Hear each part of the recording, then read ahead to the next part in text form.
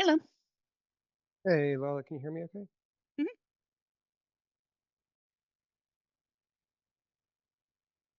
I think every single Hello? time you have a different background.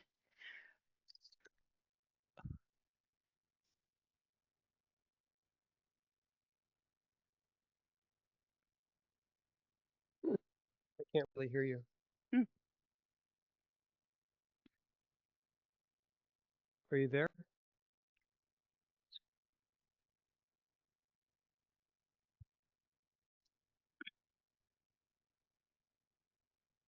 Okay. There you go.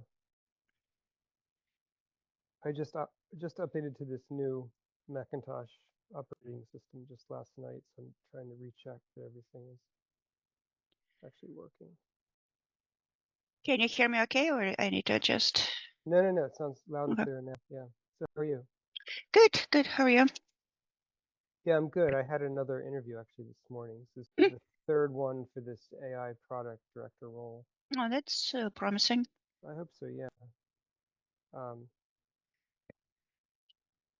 yeah, I mean, the guy I talked to today would be like an exact peer, but we have a couple different things in common. He actually used to work for Thomson Reuters, I think a little bit before me, but he's familiar with all the other companies and the stuff I had done in the research space. Um, so it was more just a chat. It was almost more he was trying to sell me the role than I had to answer any Mm. sort of tricky interview questions. Um, and I had a really good call with the head of the business unit, the hiring manager. He seems like a really good guy. I would definitely like to work with him. He was that was a little bit more formal, but there wasn't too much behavioral interview stuff really. It was mostly just, give me an example, just talk about, some of the things that went well in this role and some of the things that didn't. And, I highlighted little stories that I thought related to the new position, which was easy enough since a lot of my experience um, does relate. So I think at our level, behavior interview questions are kind of redundant, or um, I think at least they're a little bit amateurish, if nothing else, right? I mean, if you're talking to someone who's like an EVP or like a division president, don't they just want to have an honest conversation with you if they're hiring a director or a VP, right? And but it's also probing for examples of how you're a team player or learn from your mistakes. Again, you wouldn't be where you are if you haven't learned that already. So it's kind of wasting time trying to probe for that. Yeah. yeah, or I mean, they still probably do want some examples of that, just to know that you're comfortable and fluid discussing them, but maybe not in such an artificial. Tell me about a time that you led a complicated project that was not successful. How did you react? Right? Yeah. Um, so actually now when I do come across those kinds of questions that are really mechanical like that, I'm like, this is either a very inexperienced interviewer and or they have like silly HR driven, like really rigid interview process. Now, I haven't had that at all with so far. I mean, even the recruiter, that's the woman I talked to on Christmas Eve. Even she was very friendly and forthcoming. And she obviously wasn't going through a checklist. So I think I'll take all those as pretty good signs. Um, so I think one more interview with, I think like a sales director. Again, that would be a colleague. Mm. And I think he's actually based in LA, so it'd be someone that I would probably, go along with on sales calls with sometimes, which is fine. I have experience doing that. I mean, I don't want, So I don't, it's a yeah. sales role or sales adjacent. No, the role I'm interviewing for is um, director of AI product development. Oh, Yeah, which is exactly what I yeah. want. Right? I mean, it's not AI for Google, but still, it's like you said, it's still AI product development. And if anything, it sounds more like the problems we're trying to solve are less pie in the sky. Like we have an established business, we have data, we have all these products. How do we either update them with AI or reconfigure things and develop some new powerful AI driven future proof our business Mm. with some AI driven clever new products. And those are much, I think, more pervasive kinds of business problems. More companies need to solve those things than just say, hey, we have all these Stanford machine learning experts. What kind of things can they figure out? And like they probably can figure out a lot of stuff, but are those going to be practical business Mm. business solutions for most mid-sized companies? Maybe eventually, but no. The last interview I have is with a salesperson who I would just be would be a colleague that I would be working with. I just feel like I probably would be working with them fairly closely because they're based in LA and I'm the only other person in California, so I probably, would be sitting in on sales calls with them, which is fine. It all sounds very exciting. I think so. Um, yeah, I mean, yeah, and I think maybe I mentioned this last week, but the recruiter specifically said, she's like, they hired this one guy, Ray, who I just talked to.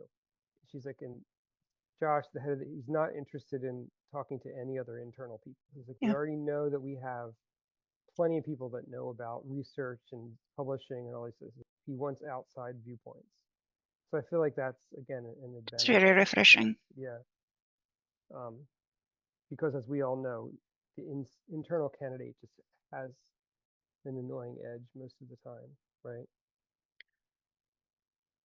There is a lot of negatives that come with that, but also some positives. It also depends on the role. Like if you have to have like very broad cross-functional um, experience and a lot of like tribal history, I think that's where the internal candidate may be. Yeah, you're right. I used to do that when we would work with a project manager. Always thought project manager is a great role for someone to come in for a year, get to know how everything works, and then they should move into something else, whether it's marketing or product development, because they know how to reach out to people. And being a project manager isn't very exciting for most people over the long term, right? So that's an example of where, yeah, Mm. I think an internal candidate would be good. Someone who's trying to really drive innovative new initiatives. I think you want someone that has at least a basic understanding of sort of the mechanics of a Yeah, business, but feel like you want someone with an outside perspective as yeah. well. So that's where they're coming from on that. How about you? What's new with you? Anything? I had a good conversation with the Intuit recruiter, the one that um, had the role that's closed, but there are two very similar, if not identical, roles that I'm interested in. So we had a good conversation about, um, why Intuit and Intuit culture and what I learned and what I bring to the table and how my subsequent post-Intuit experience adds value. So you have best of both worlds, like internal person, but also external person, like ambidextrous. Um, and she said that, yeah, she'll be happy to forward my information to the two recruiters for those other roles, which she did. And I wrote like a bit of a about me story, like specifically for Intuit, like why, what I learned at Intuit, what I learned after it, just broader than the cover letter, just a little bit of a autobiography, and attached that. So I have those two opportunities. We'll see what happens. But I applied online. Um, I also just had to rethink my approach listening to you guys because I was like spending so much time on fine tuning just the perfect resume for that particular role. Um, it was just not cost effective or efficient, just spending so much time on something that may never see the light of day. Um, so now I'm kind of batching the opportunities and have the um, same resume for a group of very closely related roles with just a slight adjustment for each of them. And with slight adjustment, Claude is really helpful. Yeah, I was just gonna add. That sounds makes sense to me. I was gonna ask if you could ask. That might even be something that Notebook LM can do. If you added, let's say there's three different job descriptions. If you could ask Notebook LM, can you summarize the top 5 bullet points that are similar between these and maybe the top 3 that are Yeah, different? yeah. That might be a way to help narrow down. And then clearly you could then focus on those top 5 similarities, and you could use that for all those. And then just delta if it's important, like if they specifically need something, you can emphasize this. So yeah, I experimented with Notebook LM. I loaded like all the job descriptions for this particular area, like support leadership, and asked him, asked him to prioritize and explain why, like rank them. And it's very helpful. And I had Claude do the same, and their assessments are very similar, but it's a good foundation for conversations, and also helps me prioritize things that are more impactful and I should address first and then deal with the rest of them. So I realized that I was just thinking this morning, Phil's book and the concept is really for the olden times, right? Like bespoke job search. And we are now in the mass market / fast fashion type of environment where you don't have time to deliberate and fine tune that one role in that one company. So I'm going into the, like H&M, Zara mindset. Yeah, as much as I would love to be only getting custom-made things on Savile Row, it seems like Yep. we're past that era. Yeah, that's a nice way. That's a nice little analogy. I still am, honestly, I don't feel like I've learned any particular insights about, the exact formatting, the exact language. I think I said last week that it does seem like, and I don't know how often you look at the Slack, everyone's asking very similar questions, especially about how do you actually get to see the things as soon as they're posted, right? Mm-hmm. Because even if you sign up for alerts directly from the company, you Yeah. don't have any sense of how much of a lag there is, Yep. right? But I mean, I feel like things that I'm doing that I guess make a difference, write a slightly customized cover letter if they Mm-hmm. have a spot for it. It can't hurt, right? If you have a decent template, customize 2 little things. And that shouldn't take very long.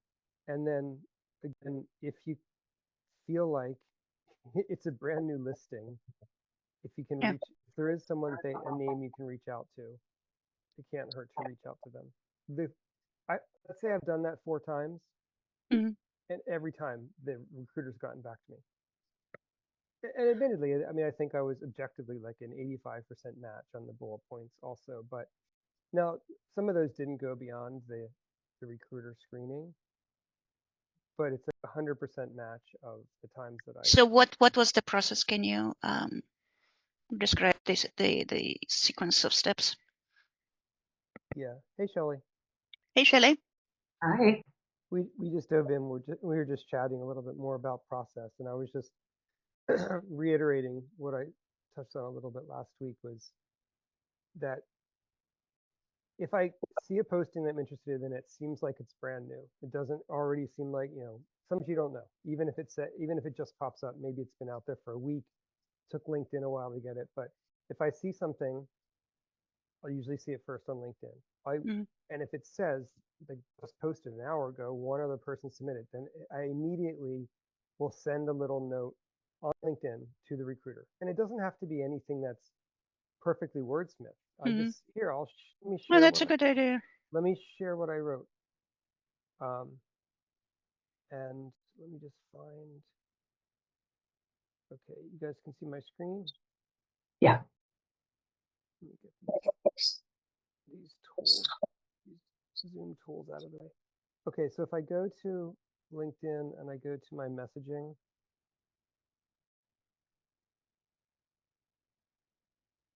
here, this is all I wrote to her. I said, just in the title, Mm-hmm. very interested. Hey, Megan, you can see this.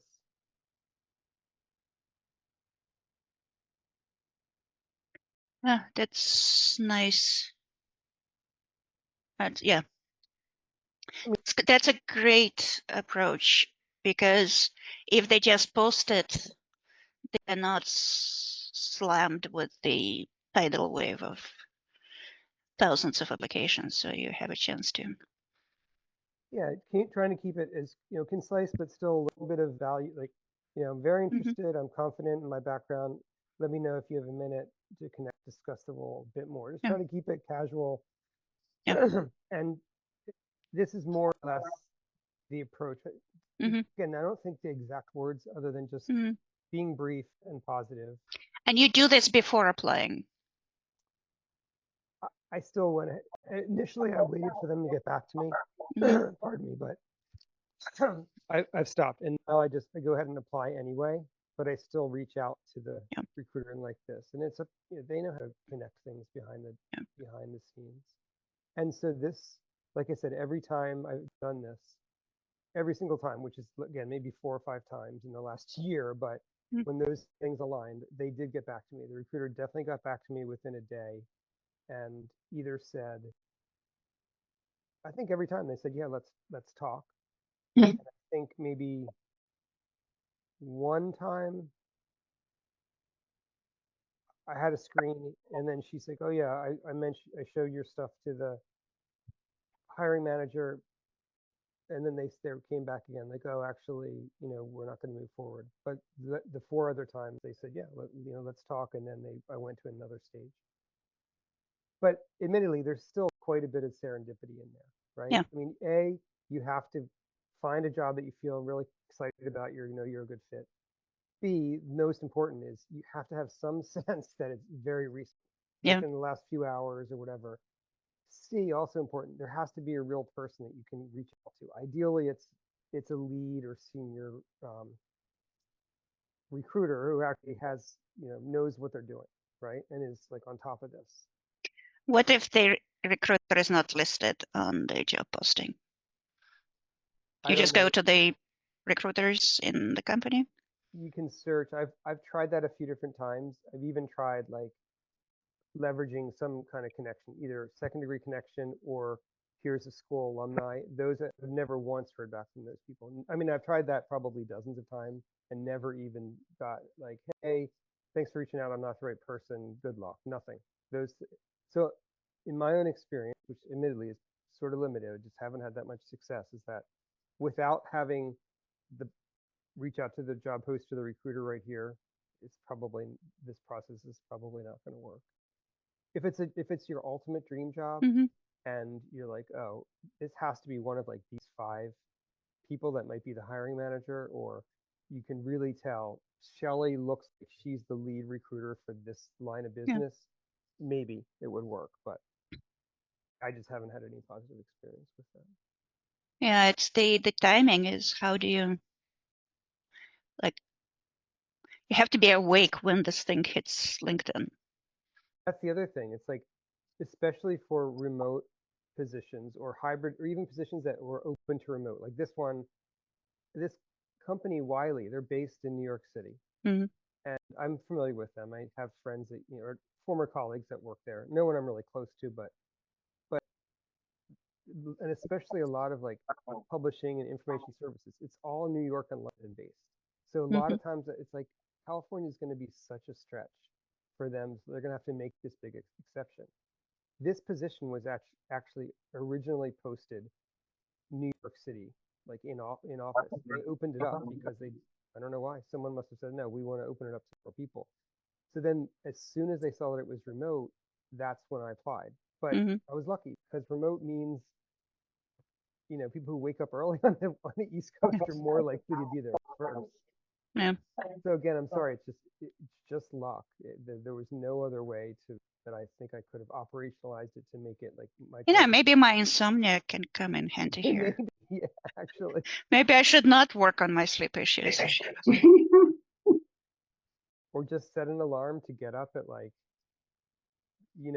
4 a.m. every morning. Which is exactly what happened Yeah, today. Yeah. yeah. And then try to go back to sleep if there's nothing brand new. Well, And I've been training myself to not grab the phone when I wake up in the middle of the night, but I guess I'll change my strategy. yeah. Anyway, so that was that. Shelley, I was just telling, well, that I've had 2 other interviews since I talked to you guys last week. Right? Yeah.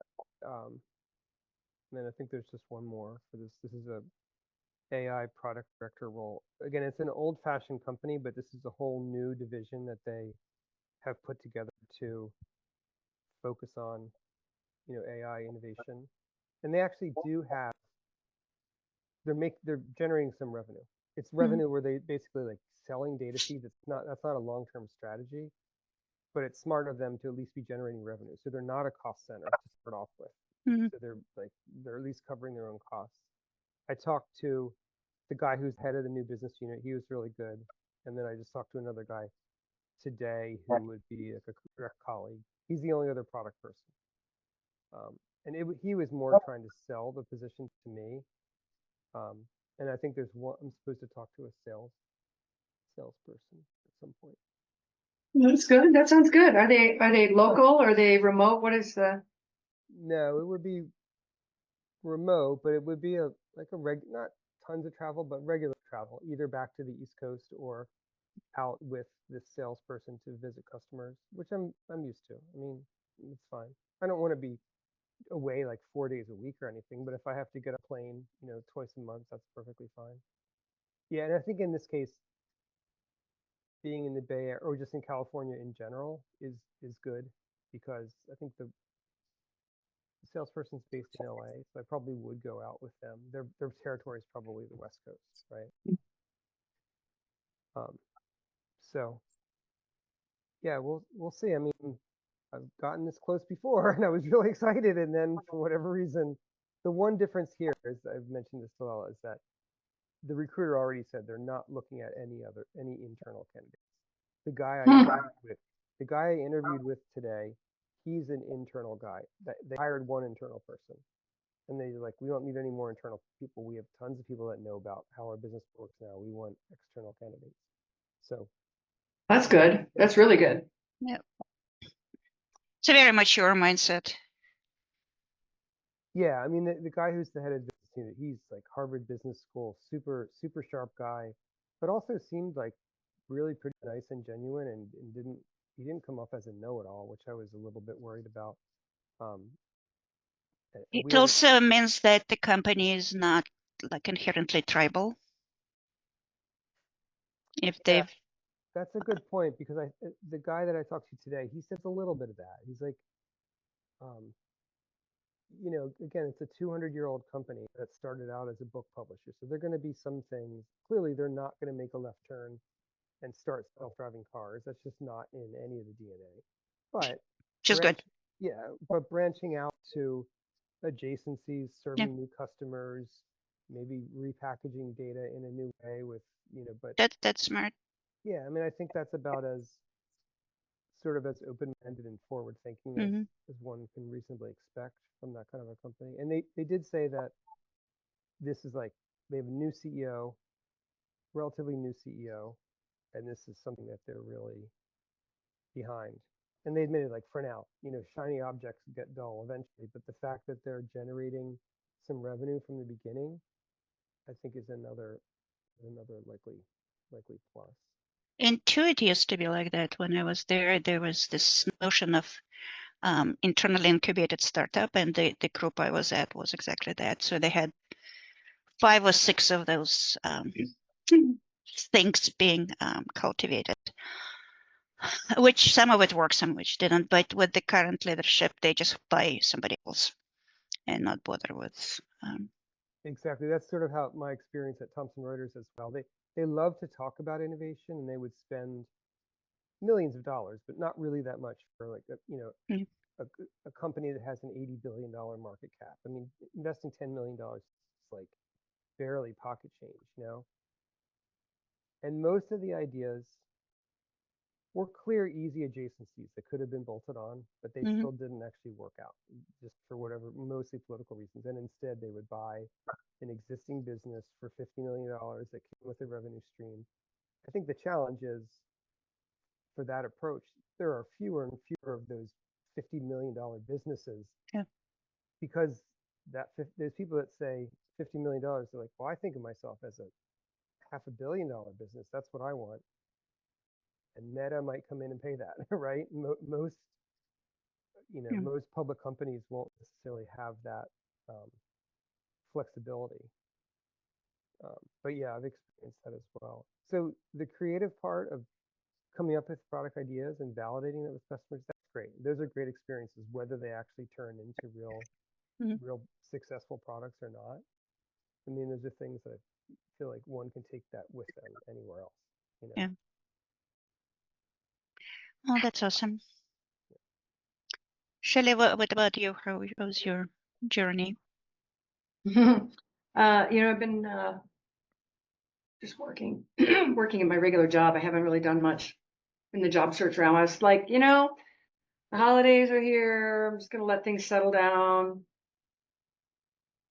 and hope that more job openings will appear. I get messages. I'm on Welcome to the Jungle, and I get emails from them about chief of staff as well as other things that are relevant. But and sometimes they have like on Welcome to the Jungle, it'll say be an early applicant on there, but then I'm like, oh, she dropped.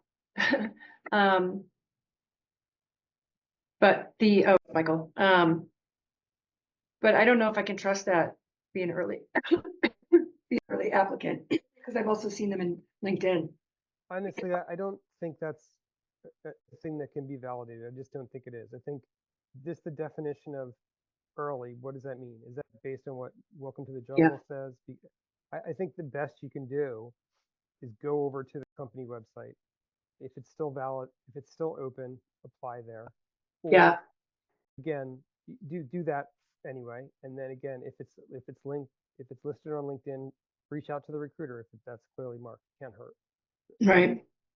Most of the time they won't necessarily get back to you, but it can't hurt if your name stands out and there are 10 applicants, like, oh yeah, that name's Shelly. How do I know that? Oh yeah, she sent me a nice little note on LinkedIn. I'll look at her resume first. I don't know that. I think it's a little bit of a fool's errand for us to try to figure out, like, oh, we're Yeah. going to crack the process with any higher degree of confidence. Yeah. I mean, I saw that on there, and then I looked at it. I looked on their website, and then I also looked on LinkedIn. I was like, this looks like it's been open for a while. So that's why I was. Well, LinkedIn also has this, not LinkedIn, it's actually the hiring companies, when they close the rec and then they immediately open it so it doesn't look stale. Yeah. Yeah. So even if it's like fresh, it may have been there simmering for weeks, but who knows? There's no way to know. There isn't. I mean, I think I've mentioned this before, but even for Span, the consulting company, when I used to do some stuff with LinkedIn, we had decided that having some evergreen roles just looked good for us. Have a project manager and a mid-level engineer always open, whether we were really hiring exactly at that moment or not. It would be weird that we wouldn't.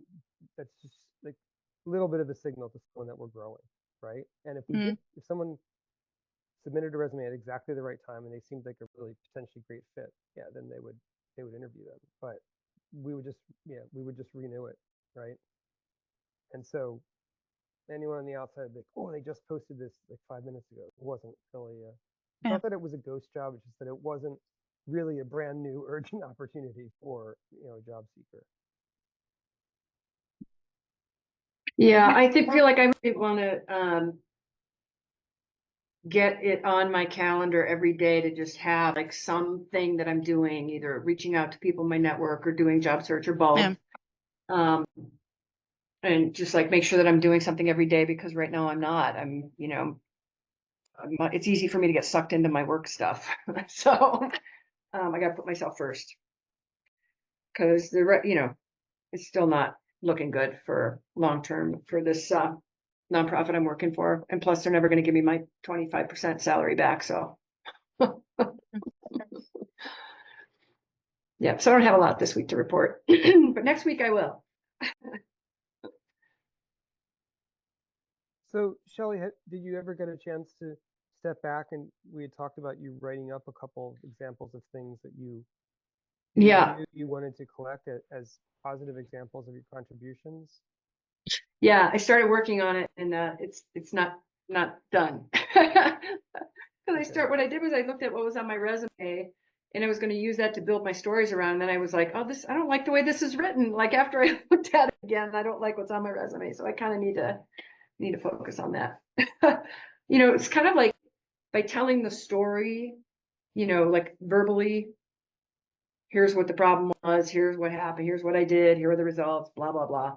It helps, I think it helps even in the bullet point, making that a little bit more succinct, because what I had on my resume was really boring and dry. I was like, God, if I was reading this, I wouldn't even, my eyes would gloss over, so.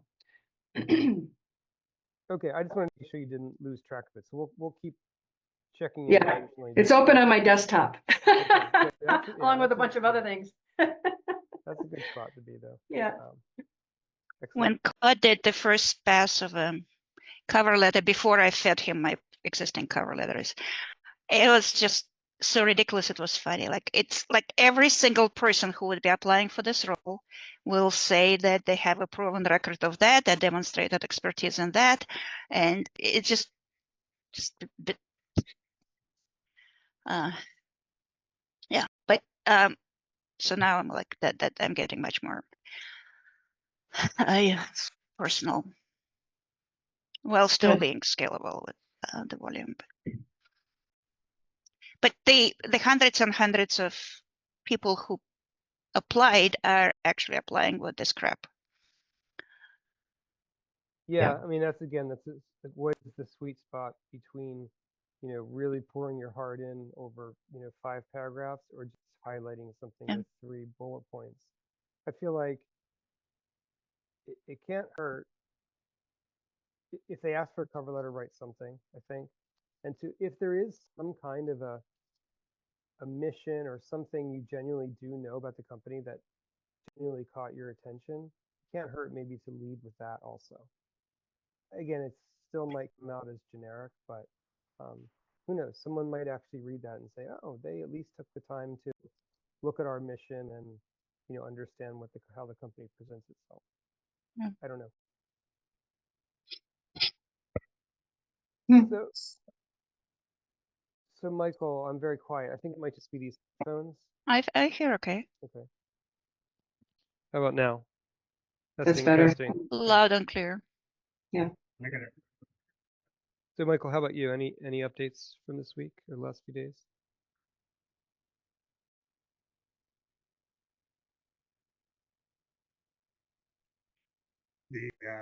That's fine. I don't know. It may just be for whatever reason on mine. And I kind of got that sense. It just may you're coming through quiet, Jason. But if everyone else is hearing you loud and clear, then it's probably my end. It was a little quiet. It wasn't. Yeah. Okay. Yeah. Just my wife's home today, so I wanted to have the headphones on. This is the only pair that I have, I think. Old school, plug in. Yeah, I know. Michael, we're curious about what you're up to in your job search. I think Jason asked you that a second ago. Yeah, thanks, guys, and appreciate your flexibility. So, I had one meeting last week with a recruiter, and she was super keen and wanted me to speak with the hiring manager. I still haven't heard anything back. It's interesting. A friend of mine works for the company, an old coworker, and they're like, she was like, what's your salary range? And I was like, well, or what are your salary expectations? I was like, okay, what's your range? She didn't want to give me a range. I told her my salary expectations, which were low. I lowballed them, and she was like, well, that's kind of high. I was like, well, okay, well, that it is what it is. But, I said, look, for the skills and experience that I bring to this role, it's if it's not, if it's too junior a role, then that's fine. But I think the way it's written, it's a challenging role, and it sounds like so. I kind of talked my way around it, so I haven't heard anything.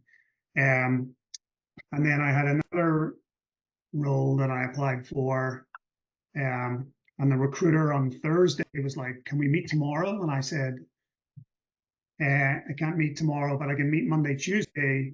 didn't hear anything Thursday, didn't hear anything Friday, emailed over the weekend, was like, hey, what's going on? Heard something at 4 o'clock yesterday, my time. I was like, she was like, oh, can we meet tomorrow? And I was like, I can meet tomorrow afternoon, or I'm wide open Wednesday, and, still haven't heard anything. So I think I do have a friend that works at the company, so it's a really good role, actually. It would be in Scottsdale, so I'd have to move, but, but I would move, like, there's a few places I would move to, and I wouldn't mind moving to Scottsdale. But the role's really good. I know a couple of people there. It's an early warning, which is, they own Zelle, and so it's kind of firmly in my financial services sweet spot. It's a risk transformation role, so it sounds pretty meaty. So I think it would be something, but I just want to speak to someone about it. But again, she could be a junior, recruiter that's getting pulled. I'll leave it until later today, and then I'll go back to my friend who's a VP there and see if she can kick some, and then I just came off a networking meeting. There's a guy I'd never spoken to before, friend of a friend, friend of a friend of a friend. So no idea. But he was pretty cool. There's no jobs advertised. They're looking for some stuff. He's gonna, we talked about a number of different things, potential for contract work. They're looking to get into new business areas. It's a smaller organization, maybe 400 people in total.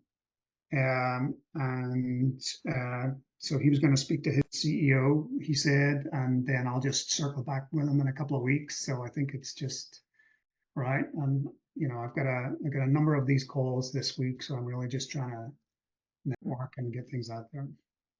Great. So I think a little bit of traction, but I'm not at all early stages in the process.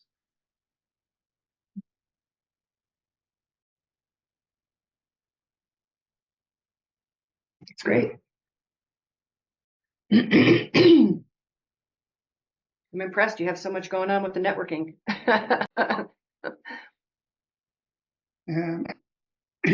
Yeah, I think it's I think what I found, the more you do it, the more you get into it. And for him, it was like, hey, thanks very much.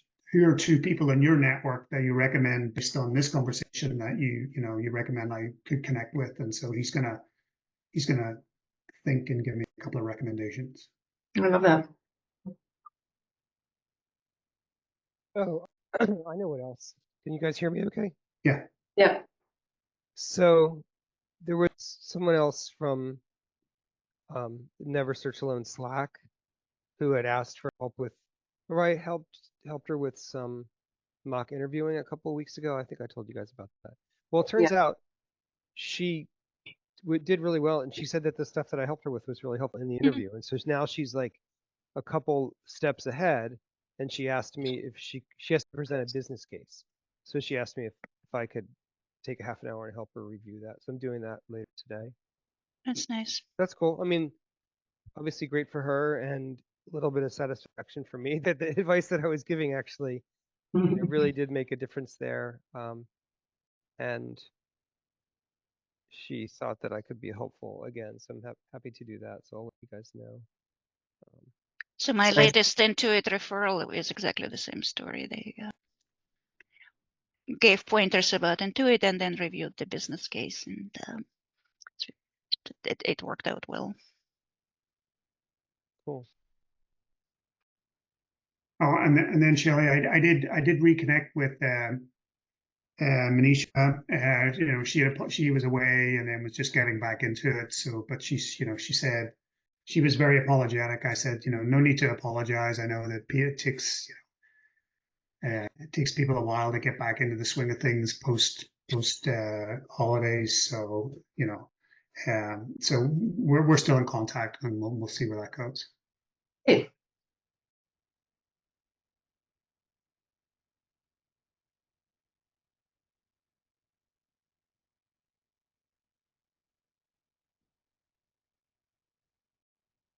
And It's then, just good.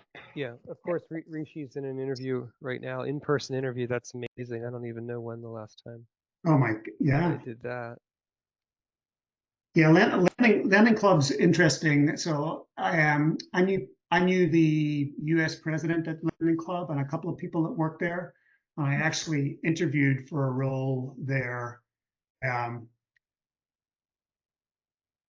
But they wanted me to, it was hybrid, and they wanted the rule would have been 2 days a week in Denver, in the Denver office, and they were expecting me to move from Denver. Anyway, I didn't get the job because it was very specific to small business association loan applications, which I think is a very detailed and prescriptive process. But they used to be part of a UK company that recently spun off. So the president that I knew kind of left. The other people I knew left, but I think they're on a resurgence. I think they had a injection of capital from private equity, I think. So I'll circle back with Rishi after today and see how it went. See if I can offer any context or see what his experience was. Cool.